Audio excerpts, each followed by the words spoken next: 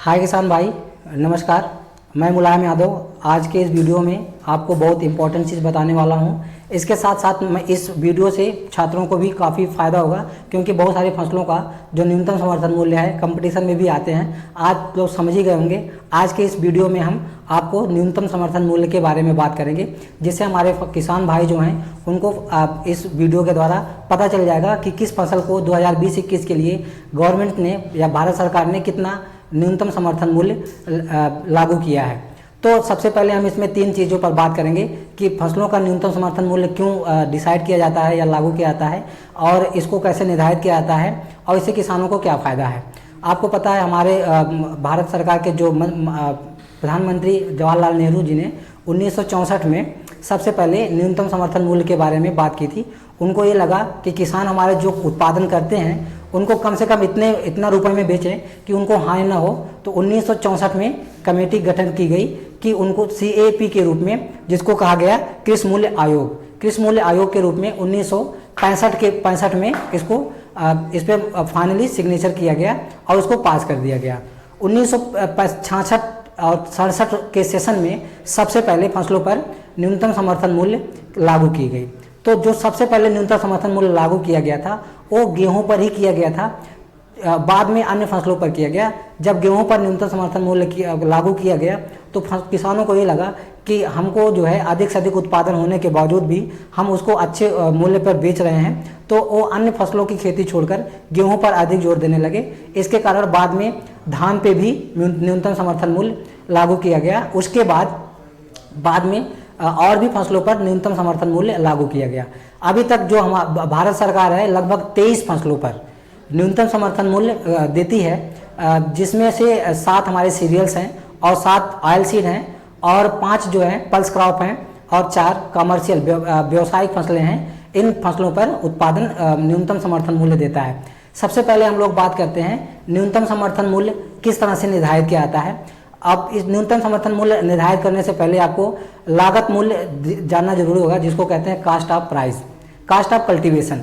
Cast of cultivation लागत मूल्य जो है वो किसी भी किसान का 2 तरह से निर्धारित किया जाता है। लागत मूल्य निर्धारित करने के लिए 3 फार्मूले अपनाए जाते हैं। इसमें सबसे पहला जो फार्मूला है, फर्स्ट फार्मूला कौन सा है, A2 और दूसरा जो है A2FL और तीसरा C2। ये 3 तरीके हैं जिसके द्वारा MSP जो है निर्धारित की जाती है। ये 3 तरीके हैं जिसके द्वारा MSP जो है निर्धारित की जाती है। अब बात यह है कि जो हमारा A2 है उसमें कास्ट ऑफ कल्टीवेशन सबसे कम आता है, उसके बाद A2FL में उससे ज़्यादा आता है और C2 में सबसे ज़्यादा कास्ट ऑफ कल्टीवेशन आता है। कास्ट ऑफ कल्टीवेशन आप लोग सुने होंगे कि गवर्नमेंट ने क्या किया, 50% जो है आमदनी बढ़ाई है इस फसल पे। तो ये 50% है क्या, मीन्स 50% का ये मतलब होता है कि सपोज करिए किसी फसल का कास्ट ऑफ कल्टीवेशन 1800 रुपये है, तो उसका 50% और बढ़ा के उसका हम मिनिमम सपोर्ट प्राइस निर्धारित करते हैं। अब बात यह है कि कास्ट ऑफ कल्टीवेशन किससे निकाला गया है।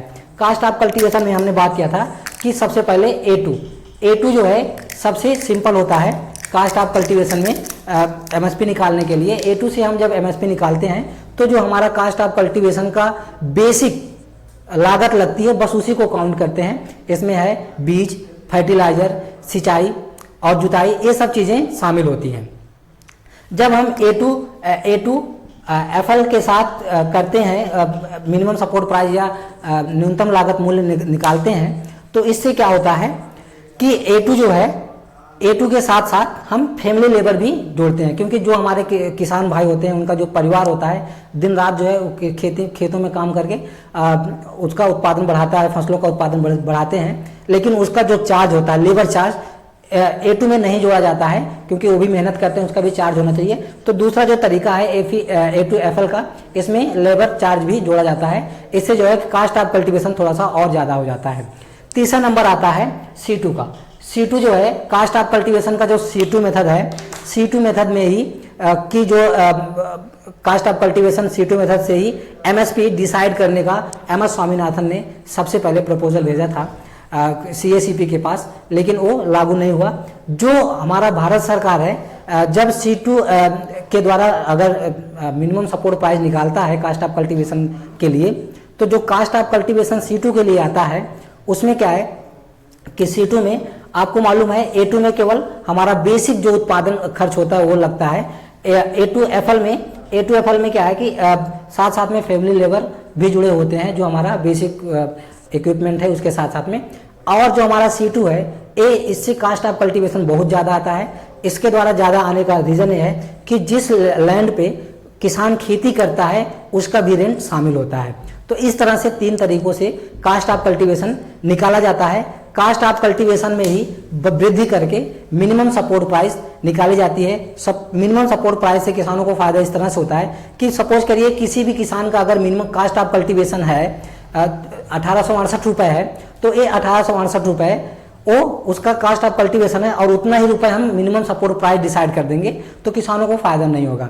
अब सपोज करिए अगर कास्ट ऑफ कल्टीवेशन 1245 रुपये है और 1245 रुपये में है किसी फसल का कास्ट ऑफ कल्टीवेशन और उसका हम मिनिमम सपोर्ट प्राइस 1868 रुपये कर दिए, तो इसका मतलब क्या हुआ कि 50% हमको लागत का जो 50% है फायदा हुआ। तो इस लागत किसानों का घाटा ना हो, कम से कम जितना लागत है उससे ज़्यादा मूल्य पर वो अपना जो प्रोडक्ट है उसको बेच सके, इसलिए किसान CACP की शुरुआत की गई। CACP को सबसे पहले कृषि लागत मूल्य के आयोग के रूप में देखा गया। कृषि लागत आयोग के रूप में 1964 में बनाया गया था। 1965 में इसको फाइनली किया गया था, सिग्नेचर किया गया था और 1985 में इसका नाम बदलकर CACP कर दिया गया। 1985 में इसका नाम बदलकर CACP कर दिया गया, commission on agriculture cost and prices, कृषि लागत एवं मूल्य आयोग जिसको कहते हैं, कृषि लागत एवं मूल्य आयोग, इस तरह से हुआ। तो अभी जो है कृषि लागत और मूल्य आयोग के रूप में ये चल रहा है 1985 से। अब बात हम लोग करते हैं कि किस फसल पे कितना मूल्य निर्धारित किया गया है गवर्नमेंट के द्वारा। आपको मालूम है, सबसे पहले हम लोग इस बात को ध्यान में रखेंगे कि 2020-21 के लिए 14 फसलों का मिनिमम सपोर्ट प्राइस या न्यूनतम समर्थन मूल्य भारत सरकार के कृषि लागत एवं मूल्य आयोग के द्वारा डिसाइड किया गया है। इसमें सबसे पहले धान की बात हुई है।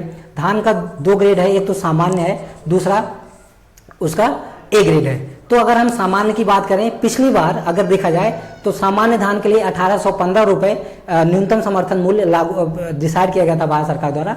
इस बार जो है 1868 रुपये मिनिमम समर्थन मूल्य सामान्य धान के लिए किया गया है और जो इसका कास्ट ऑफ कल्टीवेशन आया है वो कितना आया है, 1245 रुपये आया है। मीन्स पिछले वर्ष की तुलना में 53 रुपये की वृद्धि हुई है। इसी तरह से ग्रेड A के लिए भी पिछली बार 2019-20 के लिए 1835 रुपये डिसाइड किया गया था और इस बार 1888 रुपये डिसाइड किया गया है MSP 2020-21 के लिए और इसमें भी 53 रुपये का फायदा हुआ है। उसके बाद हम मक्के की बात करेंगे। मक्का 2019-20 में मक्के का जो मिनिमम सपोर्ट प्राइस था वो 1760 रुपये था और इस बार 1850 रुपये है और इसका कास्ट ऑफ कल्टीवेशन 1213 रुपये है। हमको पिछली वर्ष की तुलना में 90 रुपये ज़्यादा वृद्धि हुई है। इसके बाद हम लोग बात करते हैं मूंगफली की। मूंगफली का जो मिनिमम सपोर्ट प्राइस है वो पिछली बार की तुलना में 2019-20 में 5,090 रुपये था। इस बार जो है 5275 रुपये हुआ है। इसका जो कास्ट ऑफ कल्टीवेशन आया है 3515 रुपये आया है और 185 रुपये पिछली बार की तुलना में इस वर्ष वृद्धि हुई है। ज्वार की बात करें, हम हाइब्रिड ज्वार की बात करेंगे, जिसको सोरगम कहते हैं। पिछली बार 2019-20 में इसका जो लागत मूल्य था और जो मिनिमम सपोर्ट प्राइस थी वो थी 2550 रुपये। इस बार जो है 2620 रुपये डिसाइड किया गया है और इसका जो कास्ट ऑफ कल्टीवेशन है 1774 रुपये है और इसमें जो लागत जो पिछली बार की तुलना में इस बार फायदा हुआ है 70 रुपये का हुआ है। इसके बाद हम लोग बाजरा की बात करते हैं। पर मिनट बाजरा का जो मिनिमम सपोर्ट प्राइस 2019-20 का था वो 2000 रुपये था। इस बार 2150 रुपये है और इसका कास्ट ऑफ कल्टीवेशन 1175 रुपये आया है और 150 रुपये की वृद्धि हुई है मिनिमम सपोर्ट प्राइस की पिछली बार की तुलना में। इसके बाद हम लोग बात रागी की करते हैं। रागी का जो पिछली बार का 2019-20 का मिनिमम सपोर्ट प्राइस था वो 3150 रुपये था और 2021 का 3295 रुपये है और इसका जो लागत है, अभी तक जो लागत आया है कास्ट ऑफ कल्टीवेशन 2194 रुपये है और 145 रुपये का हमको किसानों को पिछली बार की तुलना में इस बार फ़ायदा हुआ है, ज़्यादा मात्रा में प्राइस बढ़ा हुआ है। इसके बाद हम अरहर की बात करते हैं। आप लोगों को पता है अरहर का जो न्यूनतम समर्थन मूल्य 2019-20 के लिए था वो 5800 रुपये था, अभी बढ़ाकर 6000 रुपये कर दिया गया है, मतलब 2000 रुपये की बढ़ोतरी हुई है 2020-21 में। और इसका जो कास्ट ऑफ कल्टीवेशन है 3776 रुपये है। अब हम 3796 रुपये सॉरी। अब हम लोग अरहर के बाद मूंग की बात करते हैं। मूंग 1750 रुपये 2019-20 के लिए था, 2020-21 के लिए 7196 रुपये है, मतलब 146 रुपये की वृद्धि हुई है। और कास्ट ऑफ कल्टीवेशन 4797 रुपये है। आपको अगली बात हम लोग करते हैं उड़द की। उड़द का जो पिछली बार का 2019-20 का न्यूनतम समर्थन मूल्य था वो 5700 रुपये था, और अभी बढ़ाकर 6000 रुपये इसका भी कर दिया गया है, और 300 रुपये की लाभ हुई है। पिछली बार की तुलना में जो बढ़ोतरी हुई, ये भी कंपटीशन में क्वेश्चन पूछा था कितना रुपए बढ़ा हुआ है, तो ये सब चीज़ें आप ध्यान रखेंगे, और 2 सालों का भी पूछा जा सकता है। इसके बाद हम लोग बात करते हैं उड़द के बाद सूरजमुखी का। सूरजमुखी का 5650 रुपये, सूरजमुखी जो पिछली बार का 2019-20 का MSP है 5650 रुपये है, और इस बार 5885 रुपये है, मतलब 2235 रुपये की बढ़ोतरी हुई है। और कास्ट ऑफ कल्टीवेशन की बात करें, जो कास्ट ऑफ कल्टीवेशन और जो MSP हम आपको बता रहे हैं 1 क्विंटल है, पर क्विंटल है, ठीक है, पर RS पर क्विंटल के हिसाब से है। और जो कास्ट ऑफ कल्टीवेशन सूरजमुखी का आया है 3921 रुपये आया है। इसके बाद हम सोयाबीन की बात करते हैं। सोयाबीन का जो कास्ट ऑफ कल्टीवेशन है वो 2587 रुपये 2020-21 के लिए है, और 2019 का जो मिनिमम सपोर्ट प्राइस था 3710 रुपये था, और अब जो है 3880 रुपये हो गया है। मीन्स सोयाबीन में 170 रुपये का फायदा हुआ पिछली बार की तुलना में। तिल की बात करते हैं। तिल जिसको हम सिसमम कहते हैं, सिसमम का जो कास्ट ऑफ कल्टीवेशन आया हो 4570 रुपये आया 2020-21 के लिए, और 2019-20 में 6484 रुपये इसका लागत मिनिमम सपोर्ट प्राइस था। इस बार 370 रुपये बढ़ाकर 6855 रुपये कर दिया गया है 2020-21 के लिए। राम तिल आपको बहुत इंपॉर्टेंट है। राम तिल में सबसे ज़्यादा मिनिमम सपोर्ट प्राइस मतलब बढ़ाई गई है, मतलब 755 रुपये पिछले वर्ष की तुलना में इस बार राम तिल के लिए बढ़ाया गया है। इसको आप याद रखेंगे। राम तिल का जो पिछली बार का 2019-20 का मिनिमम सपोर्ट प्राइस था वो 5940 रुपये था, और इस बार का 6695 रुपये हो गया। मीन्स 755 रुपये का वृद्धि हुई, और कास्ट ऑफ कल्टीवेशन इसका 4462 रुपये है। कपास की बात हम लोग करते हैं। कपास में 2 तरह के होते हैं, मीडियम फाइबर और मीडियम लेंथ फाइबर और लार्ज लेंथ फाइबर, मतलब बड़े रेशा वाले और मध्यम रेशा वाले कपास। तो मध्यम रेशा वाले कपास के जो कास्ट ऑफ कल्टीवेशन है 3776 रुपये दोनों के लिए है। लेकिन अगर हम 2019-20 की बात करें तो MSP जो है 5255 रुपये थी, और मीडियम के लिए, और 2020-21 के लिए 5515 रुपये है, मतलब 260 रुपये का ज़्यादा बढ़ोतरी हुई है। और लॉन्ग लेंथ फाइबर के लिए 5550 रुपये था, इस बार 5825 रुपये, मीन्स 275 रुपये का फायदा हुआ है। तो इस तरह से MSP समाप्त होती है। ये आप लोग ध्यान से लिख लेंगे और पढ़ लेंगे। और किसानों से मेरा आग्रह है कि अपना जो प्रोडक्ट है खरीफ सीजन की, वो कम से कम जो मिनिमम सपोर्ट प्राइस भारत सरकार द्वारा दी गई है उतने में ही बेचें, उससे कम दामों पर ना बेचें, जिससे उनको अधिक से अधिक फायदा हो। आपको हमारा वीडियो अच्छा लगा हो तो उसको शेयर करें, लाइक करें और सब्सक्राइब करें। धन्यवाद।